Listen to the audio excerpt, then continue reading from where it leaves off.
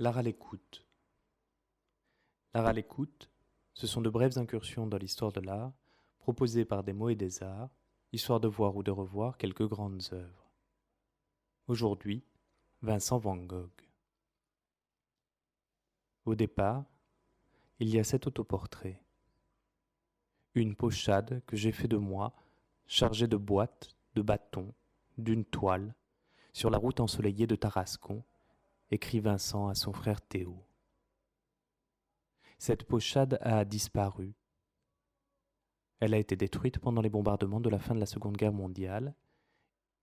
et elle n'est plus connue aujourd'hui que par une reproduction en couleur datant de 1936. La perte est d'autant plus grande qu'il s'agit en l'occurrence de l'un des très rares autoportraits en pied qu'ait réalisé Vincent van Gogh au cours de sa brève carrière, un peu moins de 10 ans, entre le début des années 1880 et sa mort brutale en 1890. L'essentiel de ses autres autoportraits ont été réalisés en buste. Si l'on s'en tient à ceux où il s'est représenté avec un chapeau de paille sur la tête, comme ici, on note ce fait singulier qu'ils ont tous été peints l'année d'avant, en 1887. Qu'il s'agisse de la version de New York, de celle de Détroit, qui faillit bien être vendue par la ville suite à la crise financière de 2008, ou de celle conservée au musée Van Gogh d'Amsterdam, une esquisse sur carton, une huile sur toile où le peintre se figure également avec sa pipe, et enfin cet autoportrait plus lointain, dont l'éloignement s'explique peut-être par le fait qu'il pourrait s'agir en réalité de son frère Théo. Théo, qui était lui-même marchand de tableaux, qui veilla toute sa vie sur la situation matérielle de Vincent, et qui mourut de chagrin 6 mois après le suicide de son frère, et que l'on enterra pour cette raison, à ses côtés, au cimetière d'Auvers-sur-Oise. Théo, autrement dit l'alter ego de Vincent, son frère, son pareil, son semblable. Qu'il existe par conséquent un doute quant à l'identité du modèle, qu'on puisse le prendre aussi bien pour Vincent que pour Théo, cela n'a rien d'anecdotique. Il y aurait même, dans plusieurs autres tableaux de Vincent, la volonté d'opérer un étrange dédoublement, presque en miroir, de lui-même et d'un autre comme lui-même, et de lui-même comme un autre. Des doubles de Vincent qui peuplent son œuvre, comme si sa peinture mettait en évidence ce qu'il faut bien appeler une dispersion de son identité, sous l'aspect d'un homme vêtu de bleu et coiffé de jaune, parcourant le monde en quête d'un motif, en quête de ses semblables aussi, et de ce que son inclinaison religieuse appelait ses prochains. Van Gogh fut ainsi bohémien, non pas qu'il le fût véritablement, non pas que l'on puisse soutenir que c'est bien lui, là, au milieu des roulottes, ou bien en miniature, courant vers elle, mais parce qu'il le fut métaphoriquement aussi, parce qu'il ne se fixa jamais véritablement en un lieu, qu'il fut un voyageur, un cheminot, ce qu'en italien on appelle aussi un viandante et en allemand un wanderer. Il fut dans tous les cas un marcheur, et si aucune de ces nombreuses vues de route ne le représente aussi explicitement que dans le tableau d'Arles, on peut douter qu'il ne se soit pas lui-même identifié ou reconnu dans ces innombrables figures d'arpenteurs. D'abord au cours de la première moitié des années 1880, dans ses Pays-Bas natals, donc près de La Haye, à Eindhoven, avec un baluchon qui n'est pas le sien mais qui pourrait être le sien, puis dans la seconde moitié de la même décennie 1880, en France, en région parisienne, se promenant, flânant, au bord de la Seine près d'Asnières. Cette fois dans un accoutrement qui laisse peu de doute quant à l'identité de celui qui le porte, dès lors que l'on pense à l'autoportrait repère de la toile fantôme. En dépit là encore de la ressemblance vestimentaire, l'identification est bien plus hasardeuse lorsqu'il représente un faucheur à l'ouvrage à Saint-Rémy à la fin de l'été 1889, ne serait-ce que parce que le haut mur devant lequel il soulève sa faucille n'est autre que celui de l'hôpital, dont Van Gogh à l'époque ne peut sortir. Ce qu'il peint là, il le voit d'ailleurs, d'autres vues en attestent, au travers d'une fenêtre à barreaux qu'il ne peint pas. Même difficulté d'identification lorsqu'un an plus tôt il figurait le faucheur devant un soleil splendide. Dans ses lettres à Théo, Vincent se compare à un semeur, mais c'est lui ici, et ce n'est pas lui. Seulement il se reconnaît dans les figures de Jean-François Millet, qu'il révère au point de le copier sans cesse. Comme dans sa célèbre Méridienne, qui montre là encore une figure sœur, pour ne pas dire une âme sœur de la figure du tableau fantôme. Là, comme dans le tableau dédoublé de tout à l'heure, apparaît la figure du couple,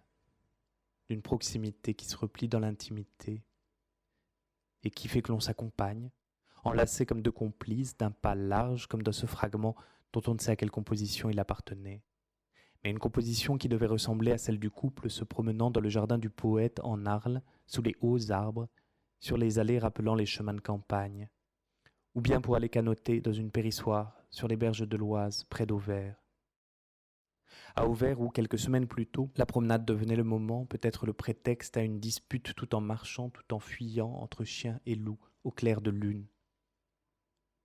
Quelques semaines auparavant, à la nuit tombée cette fois sur le Rhône, sur la ville d'Arles, le couple, sans doute le même couple, regardait vers le spectateur comme vers un photographe placé loin d'eux et qui les aurait hélés depuis sa fenêtre, et que se serait tourné vers lui, eux à peine distincts du magma de bleu et de jaune qui est l'accord majeur de toute la peinture de Van Gogh et celle de son habit, comme si lui-même s'était vêtu de sa peinture. Encore 2 ans plus tôt d'ailleurs, puisque les pérégrinations du peintre invitent à le suivre de toute façon, même à rebours, en 1886, lorsqu'il partageait l'appartement de la rue Le Pic avec son frère Théo, Vincent posait alors de nouveau avec une femme au pied du moulin de la Galette, devant l'œil inconnu d'un photographe improbable, au même endroit de la composition, dans l'angle inférieur gauche que dans le tableau d'Arles, et toujours dans cette attitude à la fois mi-apprêtée, mi-gênée, presque urgente. Une urgence qui se fait presque plus pressante l'année suivante, en 1887, boulevard de Clichy, en plein hiver certainement, comme s'il fallait, pour se prémunir des froids et des autres, se serrer fort, s'étreindre et regarder devant soi, peut-être pour apercevoir l'autre. Van Gogh ne s'est posé, reposé qu'une fois, en Arles,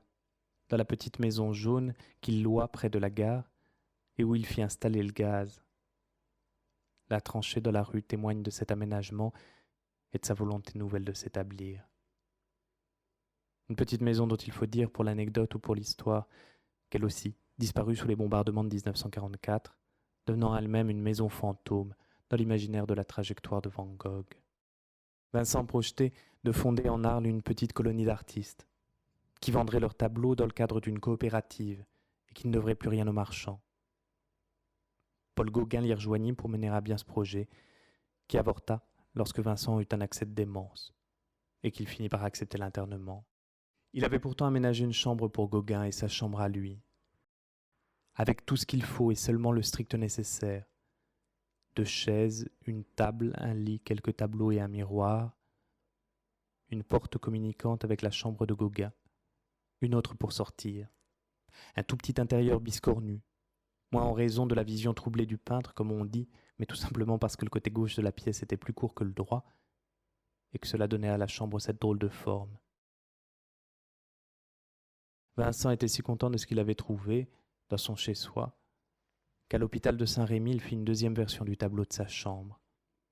Si heureux même qu'il en fit une 3e, qu'il envoya à sa sœur et à sa mère. Étrange présent d'un fils qui signait Vincent pour ne pas compromettre au pays le nom des Van Gogh,